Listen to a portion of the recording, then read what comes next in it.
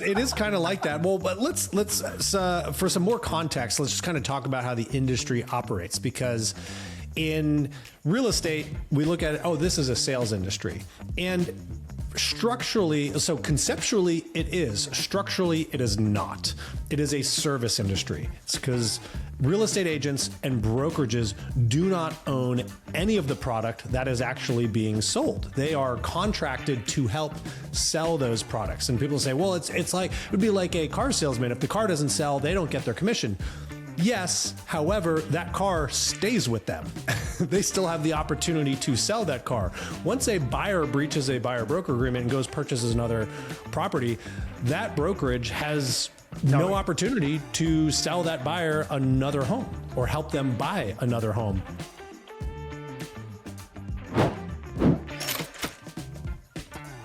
Welcome back to Life at 10/10s, where we inspire you to live at the pinnacle of your ability and purpose. I've got my friend Matt Benelli with me this morning, as always, and we're going to have some fun today. We were getting into the mode of podcasting, and Matt says, oh, I have an interesting article I want to share with you, at which point he started to share it, and I was like, oh, Lord. This would be fascinating to talk about because as we started to discuss it, you had some good points. I was kind of arguing in some different directions, and we're like, let's have a bigger discussion about this. But we do need to give you some background. Matt's going to share with you some information of this article, of the situation that happened, and I want to state very clearly up front, we don't know anybody in this. We don't know the company. We have no relation to anybody here. We have no prior belief or thought of what services that they do provide or how they show up. No connection whatsoever. We're really just looking into this article and the chain of events that happened. And Matt, this is going to be interesting. This is going to be interesting, and I want everyone to comment on their thoughts because I'm really curious about the mindset of agents out there with this. So if you're listening on the podcast, two ways you can comment on this. You can download our app, go to the App Store and download the Life at 10/10s app. We post our podcasts in there so you can comment on them in there. Or even better, go to YouTube, subscribe to our YouTube channel, Life at 10/10s, and comment below this episode on your thoughts on this entire situation, which is that a Florida brokerage was awarded a $24,000 kind of award for a buyer breaking their buyer broker agreement. And so this is an Inman article. I'll share some of the details here, Garrett, so we can put some context in case anybody hasn't heard about this. And this is an Inman article. Like Garrett said, we don't know the brokerage. We don't know the owner.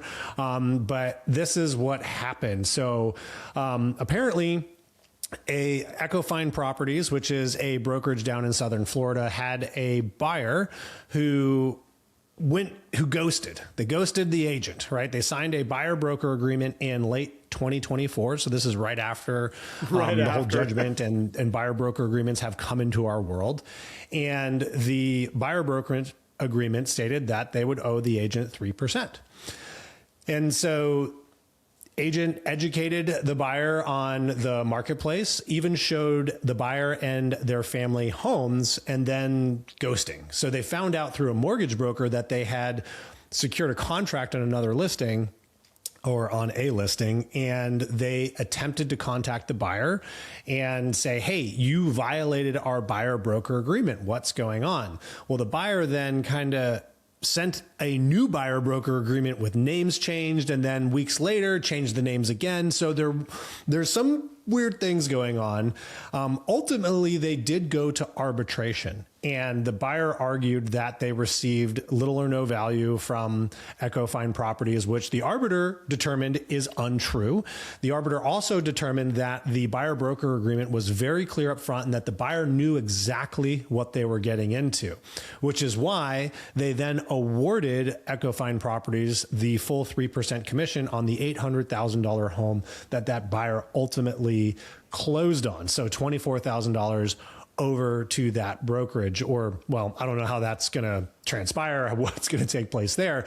But what's fascinating about this, because there's I could see a lot of people chattering on this because that's all the details we really have that are written in this article, right? So obviously lots of questions. Well, how much service was really given? Is this setting a precedent? What happens to procuring clause? Does procuring clause even exist anymore? Do you even need that if we have buyer broker agreements? But what's interesting is the owner, Jeff Lichtenstein, I hope I'm saying his name properly, hopes that this serves as a benchmark for future cases, and even noted that with 4 million plus properties selling nationwide every single year, the likelihood of these cases increasing is significant if brokerages and agents decide to pursue their buyers who break these agreements. In fact, they highlighted in the article that the owner noted there are 2 more buyers that they are notifying who have broken buyer broker agreements allegedly and have now purchased other homes, one a $1.4 million and one a $350,000 home. And so they've notified those buyers about the violation. And so we'll see what happens after that. This has sparked some conversation in the community, Garrett. And there's even another article published by Inman just yesterday at the time of us recording this that says more brokerages should fight for their buyer agent commissions and all of this stuff. And that this case proves that real estate professionals can turn the tide to ensure they are compensated for their time. So there's so much here. Opinions on this, and we're going to kind of play both sides as we talk about this, because at first glance, I'm like, oh, great, let's sue our clients, right?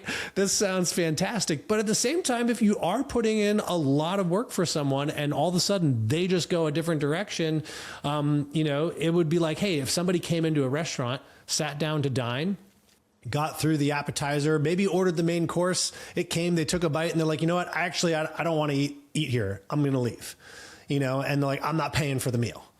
You'd probably be pretty upset as that owner. Like, they've already started this process. Okay, they haven't completed the meal, but we've gotten pretty far through this process, and that cost us money. So Garrett, let's talk about it. All right. So here's where I'm going to start off right away is that, yes, I totally understand that their services rendered, whatever it might be. And Matt, I love your analogy of, like, if you go to a restaurant and you order an appetizer and whatnot, and they've had to prepare a product, they have actual hard costs that they've gone through, and they're sitting in front of you going, oh, you didn't like the appetizer and you're leaving? Like, oh, okay, well, I guess you can just go. No, we're going to fight for what you owe us on what we've done. I get it. I think the interesting thing here is that our industry, for as long as I can remember, has built themselves on this thing of fees are not collected unless the deal actually makes it to the closing table. We have relationships internally in our business with transaction coordination where it's, hey, you're going to help me through this transaction, but if that transaction doesn't make it to the closing table, the transaction coordinator doesn't get paid. Like, we have all these relationships where it's like no fees are collected till the job is 100% completed and done. This changes the game where all of a sudden we're going, we are going to get paid. We're going to get paid for all the time that we've put into this. We're going to make sure we get paid.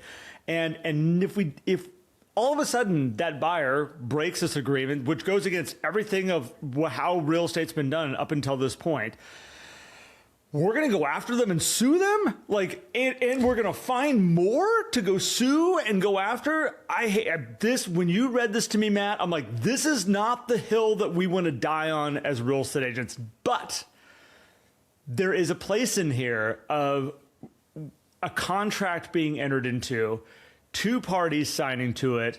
There's an agreement being done. The buyer should know what they're signing, which I believe is clear in what's being given to them. Absolutely. And at what point do you go, you broke a contract? Like, we have a contract together. Easier to fight a contract with another business or another entity. Going after the consumer on this, oh gosh. It's tough. And like, so I think this is going to be one of these areas where there's going to be a lot of people saying this is dumb, that you should never do this, really, because they just don't want to be first.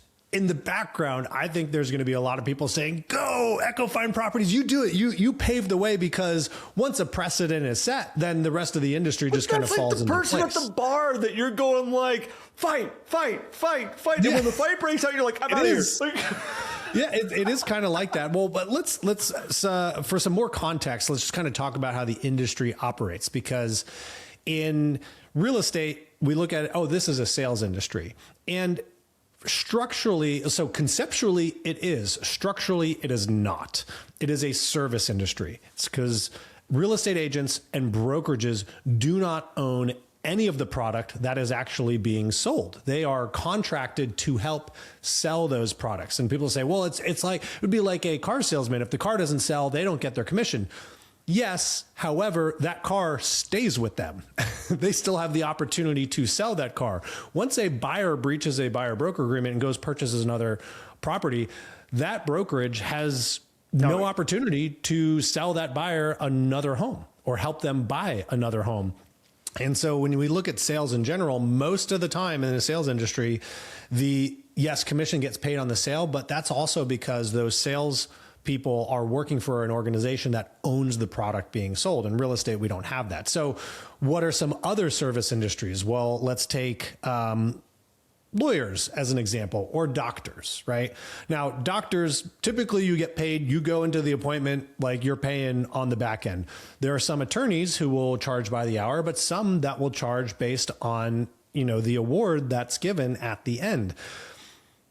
I would be curious to know, like, how does that work if a client then fires that attorney mid-trial and goes with a different attorney? What transpires there? I don't know. What fees can be rendered on at that point in time? Is that what you're saying? What's that? What fees can be rendered on, like, at that point in time? Yeah, like, is that attorney going to then turn against their own client and say, hey, I brought you to this trial. We did this work. I know that our fee was based on an award on winning the trial, but we didn't even get to the opportunity to win or lose, so you owe me for my time, right? That's possible. Maybe that happens. That's essentially what we're looking at here, right? You have buyers contracting an agent or a brokerage, really. Remember, these contracts are with the brokerage, not the individual agent. That's a whole nother layer of stuff that we're not going to get into today. So if the buyer breaches that contract, okay, does the brokerage deserve to be compensated for the time that was spent up until that point?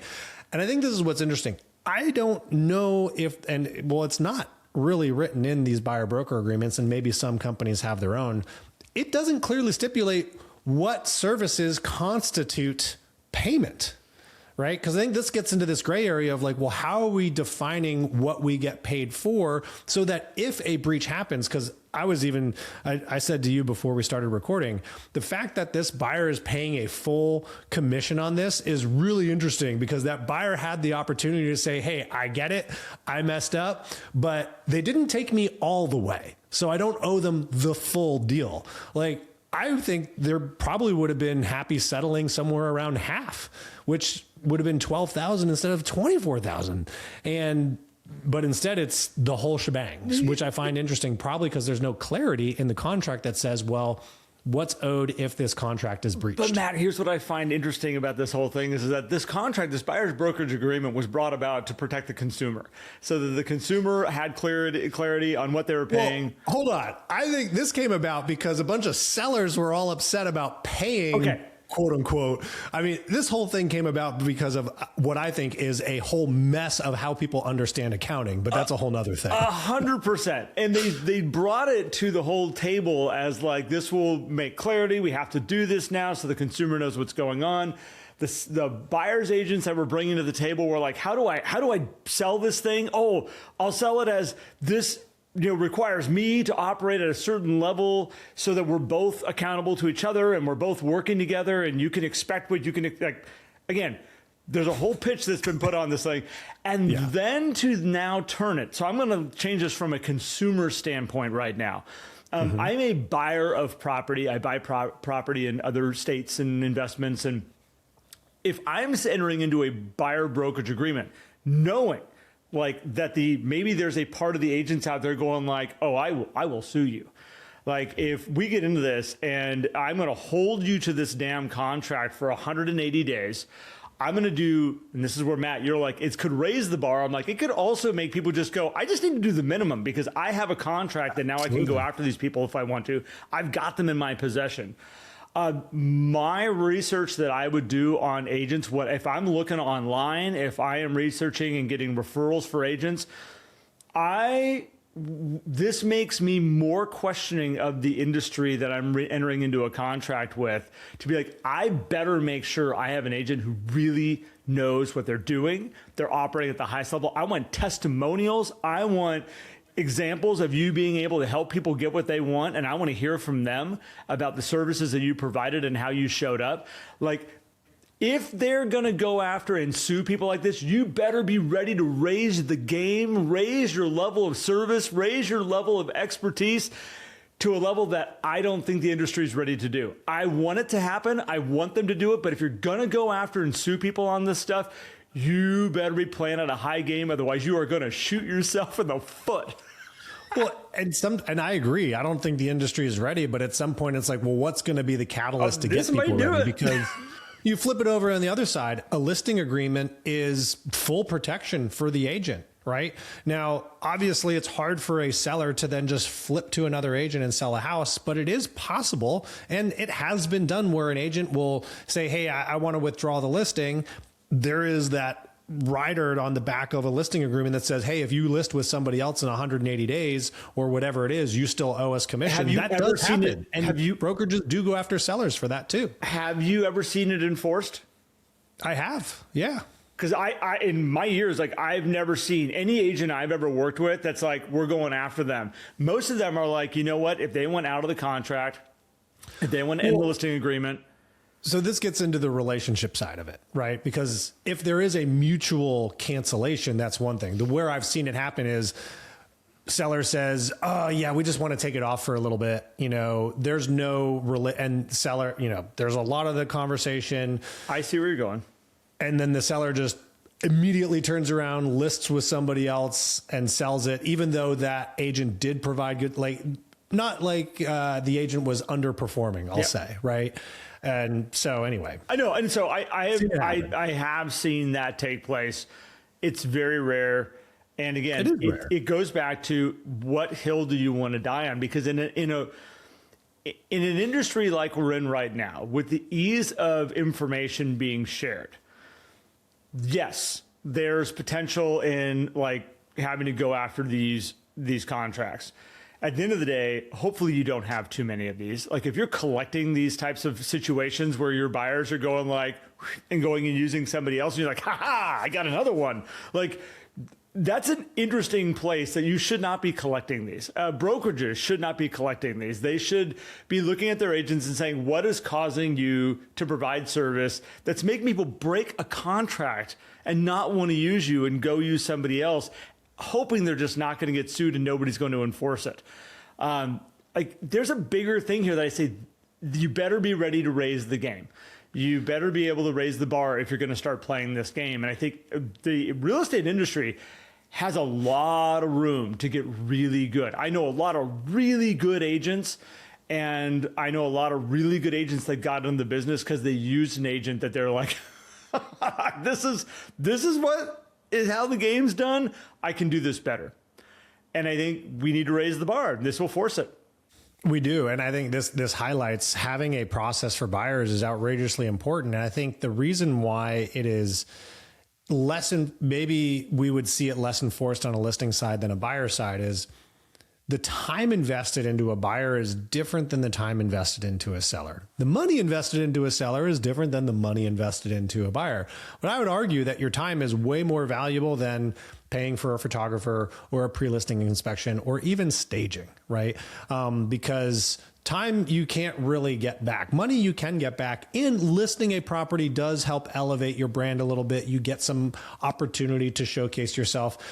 We don't, all this, we have just listed postcards. There's no, hey, just signed buyer postcard. Like, there's no public benefit of saying like, I'm working with all these buyers for agents. That would be a great postcard. Just signed buyer. I'm going to get paid no matter what.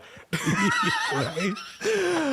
And so I see there's a very interesting thought processing going on in this. And I think this does highlight the necessity for buyer's agents to really showcase, hey, what is this whole thing going to look like? But this also brings up an interesting point, Garrett, that I was just thinking about with the whole portal battles and private portals and things like that, because consumers will do whatever they think is best for them. And even if they love their agent, but if they think they're going to get a better deal by going direct to a builder or direct to the listing agent, okay, people will argue this. But it's like, it doesn't matter how much they really like their agent. If they truly, truly believe in their heart that they're going to get a better opportunity to secure their dream home by not using that person, they will not use that person. 100%. Right.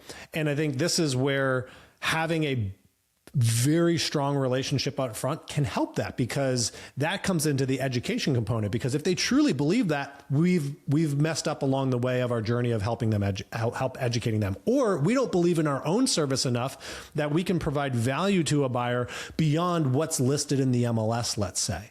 And it does make it a harder landscape. And you'd mentioned, I think it could make lazy agents because, once I get this contract signed, I'm good to go. Well, I think that will then depend when you get into an arbitration of like, well, if the buyer had to go to a different portal or they were unable to find this particular property that they found because you didn't have access to see it, maybe then an arbiter would say, oh, no, you don't get it, because that actually didn't fall under the confines of your contract because you were unable to perform that service. Therefore, you, the agent, were actually in breach because of your inability to perform that. Because my question here is this going to force the buyers to then bring every property they see to their agent, including like, I saw this for sale by owner? Are they then going to be required with this buyer broker agreement to go to their agent and say, I saw this for sale by owner and you need to help me with it? It's an interesting question. What a potential mess of an already high stress, difficult situation to like us layering a new level of like, let's put this on top of this already. This is where I go back to, like, if we make this transaction, this process of buying and selling real estate too difficult for the consumer, other solutions will come to play. They will find ways to go a different direction, going, it's not worth it. I will figure out a way to do this on my own because I don't want to get into this mess that could potentially happen over here. And this is where I'm like, be very careful. Now, Matt, you said something before we started recording of like, well, let's look at this from a different angle, from the brokerage standpoint. Because maybe there's agents out there that see a brokerage like this that's saying, hey, we see other ones we can go after, and we're going to. And you might have agents that are going, you know what? I want a brokerage that's going to go to bat for me like that when that time comes. There's my side of it that I look at it and go, well, I help people build very strong relationship referral-based businesses. If I have a client that I'm working with, I have a buyer contract with them, and for some reason something happens. Something happens where they're like, I want out, and in my mind, I'd be like, okay, I'll let you. We're cool. Like, you guys go figure it out. But all of a sudden, I have a broker that goes, oh no, we're not letting them out that easy. What actually happened here? Come sit in my office. Let's figure this out. What happened? No, we should get paid for that. The office should get paid for that. We're going to go and collect on that. Oh my gosh. In a referral relationship business, all of a sudden I have somebody that's friends with a whole bunch of other people in my database that all of a sudden is going, Garrett's suing me. Well, there's another side to this too. Because I see that, like, you don't want to be the one with the reputation that always sues them. But what if it's the other way around? It's like, hey, they never sue. I know Garrett charges 3.5% as a buyer broker, but just go contract with him and use him all the way to the point, then flip over to 2.5% buyer agent. That's ridiculous, though. They don't sue. They won't sue you. Ridiculous. Like, you're good. The amount of people out there that talk about their realtor in general, to then to go like, oh, he's a pushover, you can totally use his services. Nobody is ever going to have those conversations. Then maybe nobody's going to have the conversations being sued. I don't know. The negative will travel way faster than the positive of Garrett is he won't sue you. Really? I'm just saying, I'm just throwing it out there, just trying to like get all the angles here. See, we are very, our podcast is so great because we like to explore all the angles. Oh, this is, again, Matt, I mean, this is something that I really hope, if the stance is going to be taken to go and to go after these, every bit of me says the game has to be, the level has to come up. Everything has to come up. The upfront agreements and the discussions and the buyer agreements and the consultations, the bar has to be raised. Everything has to be raised if you're going to go down this route, because the last thing you want is for it to be flipped, where it comes back to saying they're just getting greedy. They're just trying to, enforce these contracts. They're very, hard to, stipulate where services provided, what services are provided. They're just coming after the whole damn thing. 3%, taking it all, whatever it might be, whatever they decide that commission should be on that property. That you got to be able to stand behind your services. And I think if we're going to go and really enforce this, I know there's a lot of buyers out there, buyers agents, that I know for a fact are not showing up at the best. And I've talked to many people out there. We were racing this weekend, and I was overhearing, because eavesdropping on a team next to me, and he was talking about the agent that he just used to sell his house. And I got to hear an incredible story. I got to hear a story of a guy that was like, unbelievable. The house was listed through somebody else. This guy came in. These are all the things that he did. This is how he changed it. This is how he actually priced it less than the other agent, but got the property bid up to actually a higher price. Like, he was sharing this incredible story. And finally at the end of it, I'm like, can I just stop and ask you some questions? And I told him what I do. And we had an amazing conversation about this agent that I'm actually hoping to reach out to him. I got his information. I'm going to go check him out and see if we can actually have him on the podcast, because obviously this guy's showing up at a really high level. And I think that, yes, there's amazing agents out here in the industry. And I do want to acknowledge, I know that they're not all the good agents just work with us, Matt. There's many of them out there that are incredible. But I don't think those are the ones that are going to go fight over a buyer brokerage agreement. The ones that are operating at that level are not the ones that are going to go sue over this. They're going to go, that was a bummer. What could I have done differently? And I'm going to now go and focus on the people that I can help, the people that are moving towards me. And I think that is a way, way, way better approach to this than going, I'm going to collect. I'm going to start making sure I get paid on this stuff. And every bit of me just makes me go like, oh my God, if we want to protect the name of real estate agents and how people can look at them and respect what we do, putting a fear in this buyer contract is not what we want to do. Like, there should not be a fear in here in an industry that has been known to not necessarily always show up. I agree completely. I'm still going to give them the benefit of the doubt here, since we don't know all the details. And I will say, going forward, things that brokerages and agents should think about, because, and here's the challenge for agents, is you're an agent of the brokerage. And when we get into contracts and all of that stuff, the contract isn't between you. I know different states have designations, so you can designate an agent to be the responsible person on the contract, so to speak, meaning like this is the person that they're working with. But ultimately, this is done at the brokerage level. So if we want these contracts to be clear and these processes to be clear about the contracts, agents, you need to talk to your broker owners about this. You need to talk to your managers about this, because you can't go play attorney and change the contract the way that you want, because ultimately it's a contract between the consumer and the brokerage.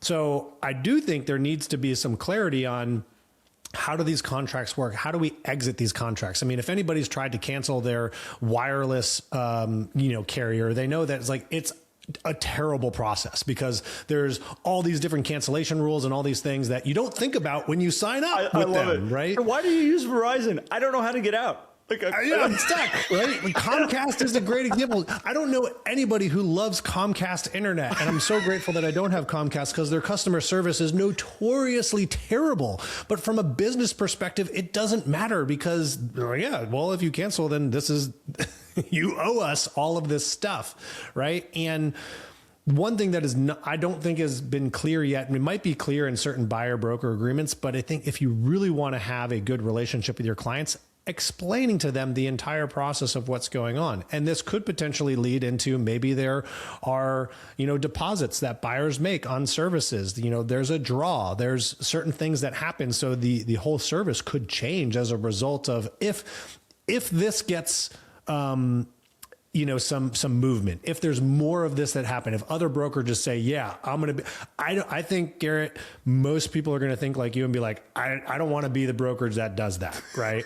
And it's going to take a lot of brokerages because this is news in our world. This is not news in the news world. Nope. Right. Like this is on the real estate news sites. This is not making its way into the major news sites. Like, I don't think it's going to be a thing, but it is something to think about. It's like, how do you want to protect yourself as a brokerage? Agents, how do you want to be represented by your brokerage in these contracts? And how do you want to have this relationship with your clients? Because if we focus on it being relationship first, but hey, we do need a contract for services because we're making an agreement that we're going to go do something. And the whole reason why there's paper contracts is because it's hard to enforce verbal contracts. Because let's be honest, we make contracts all the time. Say, hey, I'm going to do that for you. Like, Garrett, I'm going to do this for you. And you say, cool. And because you're going to do that, I'm going to give you this in consideration for it. Yep. That's a contract. We've made a verbal contract between each other. It's just really hard to enforce because there's no evidence of it. Well, there is because you typically do verbal contracts with people that you really trust. Like, that's the only time you enter into a verbal contract where it's like, my word is as good as ink. Like, it's my word is as strong as okay. Yeah, strong as oak. What's going on here? I'm still kind of moved by this whole my word is as strong as oak kind of thing. A little Jerry Maguire moment. Well, nicely done. But I think that there's that verbal contracts are comfortably entered into between two parties when there is a high level of trust. The challenge, and then when you get into this, is there isn't a high level of trust, and and that's hopefully where we've helped people build a lot of very high trust businesses, where this thing is just, it's something we just have to do to be able to move forward and work together. And by the way, the trust level is still built as the foundation underneath it. I do think when you look at like these situations where people are potentially maybe being sued, I think the other side of it is that if somebody were to get sued, somebody who it had to go this far with, what's to stop them from jumping onto social media, jumping online and just basically saying, hey, you know what? Yes, this is the way this played out. I was found in the wrong. At the same point, this is why I felt it went this way from my standpoint. Oh, and this is the company, this is the agent. And I hate to say, you're going to show up in a search. That is something now that is out there that is attached to you that they can blast all over the place if they choose to. And when you're running a business, one of your number one things that you need to the marketing that goes out there that you need to try to be able to control is what others are saying about your business. If you're a restaurant here in town and somebody wants to say your food is the most horrible food we've ever had and we hate the service there, you don't want that marketing going out. It's marketing you never paid for, but man, it is spreading like wildfire out there. And people are talking about you, but they're not talking about the good stuff. You really need to try to control that narrative out there, which means there's sometimes you need to go, it's not worth it. Like, it is not worth chasing this thing down and getting into a dogfight over. And believe me, I know a lot of very, very, very stubborn real estate agents that are like dog on a bone, and they're like, I'm going to fight this thing to the death. And they go back to like, what are you trying to win here? And so I think anybody who is following this, listen to it, does more research on it. Again, as I think we started this out, I know we started out saying we don't know this company. We don't know all the details of what happened, what services were provided, what weren't. I do want to go back to Matt, is that we have an industry that has not had this standard ever set. And here now we're implementing this piece into it that is not how anybody's ever had a working relationship with a realtor before in the past. And now that this is here, we need to do a really good job of explaining it up front. If we're going to put this thing in front of somebody, don't set them up to trap them. Don't set them up to be like, I got you. Don't set this up as a way of going, oh, now that I have this contract signed, I'm going to get paid no matter what. So let's just move forward. That's a very short-term business mindset to look at it that way. And hopefully we're building long-term professional businesses. And we need to educate our people more. So we do. And I'll give Jeff the benefit of the doubt. I don't think that Echo-Fine Properties is trying to trap buyers. No. I just want to be very clear on that. I will say, if you do see buyers breaking your buyer broker agreements going elsewhere, I would ask, why is this happening? Like, let's understand that, and maybe it is it's a crazy buyer. That's possible. That's totally possible. To think that the consumers are the best people out there is also quite naive, but also to think that all the agents are the best out there is also naive, right? And I think this raises the question for agents to have conversations with their brokerage, because brokerages are the ones responsible for enforcing this stuff, is ask the specifics. Hey, if I do have a buyer that wants to break the agreement, how do we make that process something for them? If I agree that that's something to them, do I have the autonomy as an agent to release somebody from this buyer broker agreement if we decide to go separate ways? How do we educate everyone who comes to us upfront on what these things look like, and what are the things that we are going to stand our ground on? As a managing broker, I did have a few procuring cause cases prior to the buyer broker agreement stuff, obviously, where we did pursue procuring cause. Now, it was done internally. We did not involve the client if we didn't have to, but we did go through all the appropriate channels to understand what happened. Why did something get, crossed up? And because there are agents out there who will compete against each other in deceiving ways as well, which, now that buyers are tied to contracts, I could see a situation where buyer signs a buyer broker agreement. Another agent says, oh, don't worry about that. They're not really going to enforce it. And then all of a sudden they get enforced. Now who is responsible?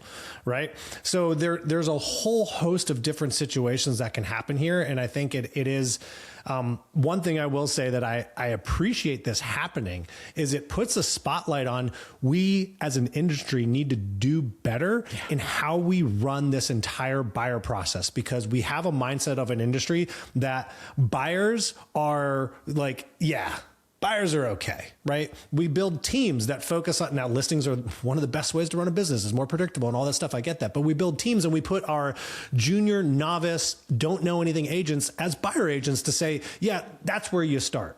And so all these buyers out here trying to find their dream home, we're going to give you the agents that suck, that don't know anything, right? That's what you get as a buyer. And so it's no wonder a lot of buyers might move around, be like, I don't feel like I'm not being serviced appropriately and all that stuff. And so there needs to be clarity. We need to have very strong processes, which is going to raise the bar. And quite frankly, for getting compensated $24,000, there's good reason that you should raise the bar here. Now, I want to go back to something you said a second ago, which was you very clearly said, we don't know what Echo-Fine Properties actually did. We're not saying that they actually locked them into a contract and was like, okay, we now get to get paid. I appreciate you saying that way, Matt, but here's the interesting thing. We are talking about that company's name. That name has never come out of my mouth before, but here we are talking about it. We don't need to know very much information, but what we do know is they're attached into this, and this is reputation. This is the stuff that, as we're sitting here talking about, we know how many listeners tune into this, and they're now going, Echo-Fine Properties. And what is the connection I have with Echo-Fine Properties? Is it what I understand of, there's reputations of all types of companies that I'm not going to get into name around your city right now that you can be like, ooh, that one stands for this. This one stands for this. You now have a connection, the only connection you might have to Echo-Fine Properties. And you're going, oh, that's the one that it was involved in the lawsuit where they went after the client, the buyer, and got paid on it. That's the only reputation you have. These are the things we have to protect. These are the things you have to be careful about. And we don't know what they do. We don't know the level they play at. I don't know any of this. We really don't. They could operate at an extremely luxury high level, They could also be a mom and pop store that we really don't know. We didn't do the research, didn't want to do the research before we started this, by the way. Because we wanted to talk about the idea of these buyer broker agreements, which is why I just continuously say I don't really know, like they could be completely right here. And I think this is what I want to hear from our listeners is what is your opinion, not about the brokerage, but about this process, about what should we really be doing with these buyer broker agreements? Because this is the first, I mean, it didn't take long, Garrett. 1 year into buyer broker agreements, and there is already an arbitration that resulted in a judgment for the broker, where the buyer now is basically paying 2 commissions, right? Yep. Or maybe I don't even want to get into the accounting of who pays what, but arguably the buyer's paying 2 commissions here.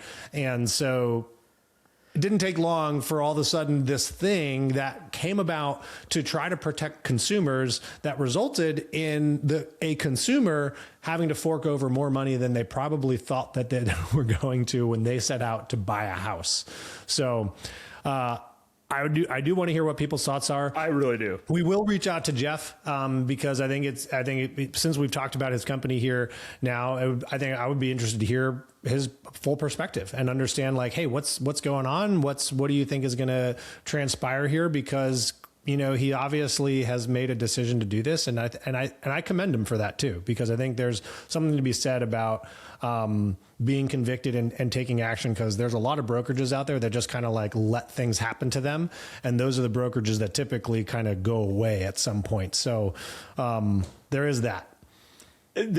There's a lot of ways to look at this, Matt, of what is the right, what is the wrong. I do think reaching out, many ways. I do think reaching out and having a conversation with them is that is the right thing to do. To kind of get the point of view of what happened there. I think it's probably a part 2 we can circle back on if we want to. Because I think this is interesting. And again, what brought us here today is this article came up. Matt and I started talking about it, and it was like, let's pontificate a little bit about all the rights and wrongs and what is the right thing to do around a situation like this. And there's so many different avenues. But I want to encourage everybody out there, if we're going to do this, and I've said it many times, if we're going to do this, you better be prepared to really raise the bar and the standards of what you stand for. Because if your company were to go do this, or if you were to go after this, you have to be able, when the wave comes back going, why did you do this? You need to be able to have very high standards that you can fall back on and say, these are all the services I provide. This is the level we're playing at. Yes, we had a contract. And you need to be able to have another party go, oh, that makes sense. Like, it was worth it. You should have done that. And if you can't do that, be very careful. And what's the standard, right? We know so many agents that don't do weekly customer service calls. So if you have a conversation with a buyer and you don't talk to them for a month, are you in breach of the buyer broker agreement, even though you toured them and did all this stuff? Document. We talk about this all the time. So from a business perspective, and this is regardless of buyer broker agreements, listing agreements, and everything. Each of you should have a process in like, how does it work when I engage a client? Now I have somebody, they are a client. This is what the expectation is. And it's why we harp so hard on having customer service calls every single week, where you get a follow-up process of using our gear framework. Because if you are showing up according to your expectations, then the client has clarity on what's going on. And if they then ghost you at that point and you're doing everything you possibly can, great, you have a decision to make potentially, right? But if you don't have that documentation, which we know the majority of agents don't, now it's just he said, she said, and it comes to this point where we're talking about something where like, the immediate assumption is maybe the agent messed up, right? But I do want to go back to, I remember when I first started selling, so we're going back into the early 2000s, it was an interesting thing because buyer brokerage agreements aren't a new thing. They've been around forever. And there were people that chose to do them. There were people that didn't. And people used to ask me back then, like, Garrett, do you do buyer brokerage agreements? And I would say no. Like, with my buyers, I just didn't do them. And like, well, how do you keep that, make sure that you don't lose them, or like you have that? I'm not worried about it. like the level of service that I played at, the level that I showed up for them, the relationship, I never had somebody that ghosted me and went off and used another agent in the time that I was selling real estate and active. It just didn't happen. And so that's why I've leaned into teaching and coaching around a business of like, raise the bar, bring the best. Because usually people only ghost you and go use somebody else when they feel like they're not being taken care of, when they feel like they are being left out in the cold. And yeah, then they go away. And I get it. So then it comes down into, is it worth the chase? Is it worth the enforcement? Because almost 9 times out of 10, it is the services that were not being provided, the misunderstanding of how you were going to show up for them, or just showing up, half-assed, yeah. and then wondering why you're getting the results you're getting. And I'll say, you did say usually, and I agree, most of the time, the relationship's going to be strong. And when I started off selling, I was the same way. Like, I don't use buyer agreements. It wasn't encouraged. And then I changed course, and I started particularly as a managing broker. I was like, yeah, I want my agents doing buyer broker agreements, mostly because it helped them perform better. Yep. I saw the agents that were using them showed up better for those buyers because they felt tied to it. They wanted to serve that contract. Whereas the agents that were not using them were kind of like a little lackadaisical with those buyers. So, I'm just saying, from a manager's perspective and running agents, that's what I saw. And so it was their choice to do it. It was their choice to say, I want to have that level of a working relationship with my client, which I think at that moment in time raises the bar. I think that people that are going, how in the world do I sell this thing that now I have to do? A lot of brokers out there that once they get it signed, it wasn't their choice of, this is raising the bar of who I am as a realtor. This is raising the bar of the services I'm providing. It was I got to get this signed. Now what's the benefit of this thing that finally I got to sign? I'm going to get paid. I will say, the legal requirement to force people to engage in a contract, I'm not a huge fan of. It changed. The legal requirement of, you need this information statement shared and displayed so that the consumers understand what agency is. I totally get that, because I do think that consumers could easily get into a situation where they're sharing information that can be used against them in a real estate transaction. And in New Jersey, where I was a managing broker, you must deliver this consumer information statement. And as a brokerage, our requirement was, and the client needs to sign that to acknowledge that they received it, which was great. And so the education piece being legislated, I think is a good thing, although I'm very anti-legislation and establishing so many things. But to force people to use a contract, because this brings up, and this is obviously a broader discussion, but forcing people into a contract, I think this is where, Garrett, you're right, is it gets the agents that really don't want to perform into this legal, written contract that now the brokerage has to determine, because you want to defend your agents, you want to show up for your agents. Yeah. At the same time, you also got to look at them and be like, dude, are you actually servicing them? So here's another point. I'm sure people are 48 minutes now into this, 46 minutes into it, going, okay, we're done. We're done talking about this. But does this, if you're going to go down this route, does it raise the bar of the brokerages to say, who are the agents that I'm bringing in? I mean, is it just about, hey, you fog a mirror, or maybe even you promise to fog a mirror? Good enough. Come on, we'll give you a desk. You can hang your license here, and we'll get you some signs, we'll get you some business cards. You're going to be good to go. Get your website up, get your social media up. If you are going to go to bat for your agents like that, if you're going to put your company in that place, it would also cause you to say, we're going to bring in some really good agents that I'm ready to go to bat for, which yes. I think is another way to look at, well, what is the benefit maybe of having your name out here like this? Is you're going to have agents that maybe hopefully you don't have to do that for. Yeah. I mean, I think it does raise the bar of an agent being like, well, I don't want to be in that situation. I better show up. So many different things here. It's such the whole internal, by the way, I want to say this to you guys out there running your business. This stuff is the stuff that's going on. If you focus on running a really great relationship business, this stuff likely won't really affect you. Now, is there a time where this can impact individual agents across the board equally in some weird legislation and things? Yeah, it's possible. Absolutely. Does this mean that you need to pay outrageous attention to this right now? I don't think so.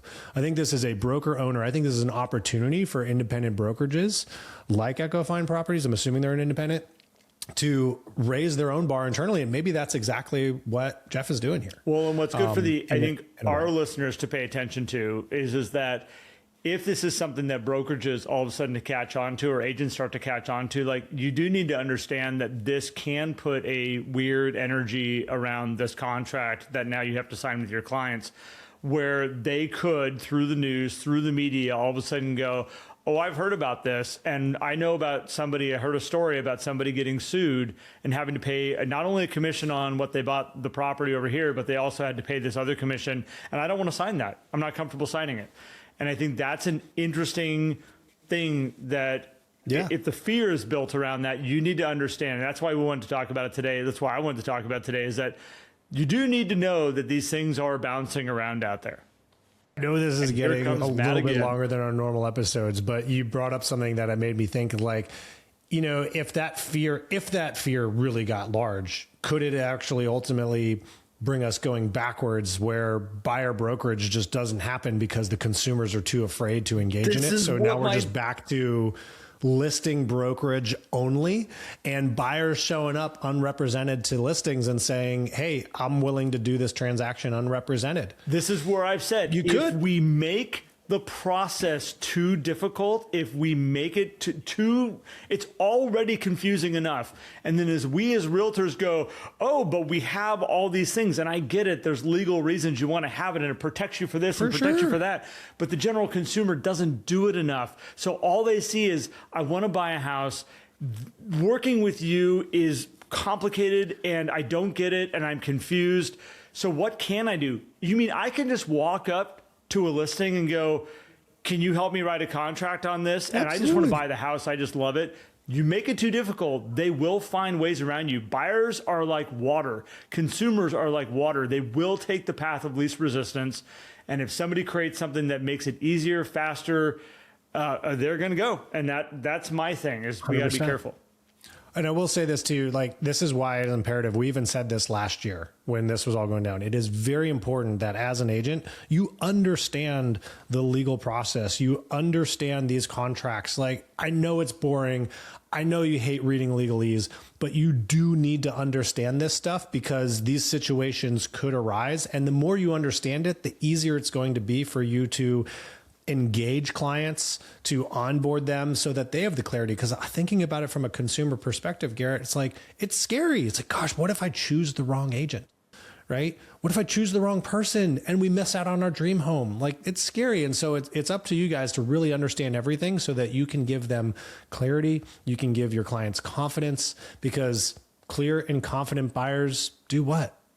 They buy. Well, they commit. And if you want to make what Matt just said, like, you should understand these contracts. You should understand the legal side of this.